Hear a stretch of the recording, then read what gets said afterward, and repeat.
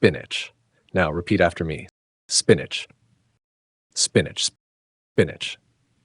Meaning: spinach is a leafy green vegetable known for its soft texture and slightly bitter taste.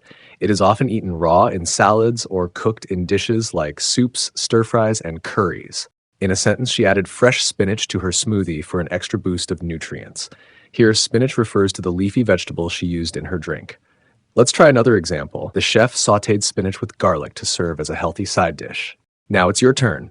If you understand the word, comment below with your own sentence using spinach. Synonyms. Some related terms for spinach are leafy green, a type of vegetable with edible leaves like spinach or kale.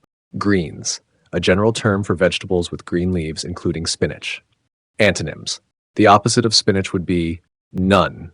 As spinach is a specific vegetable, it doesn't have a direct opposite. Part of speech. Spinach is a noun referring to a leafy green vegetable used in various dishes. Subscribe for more words like this. See you.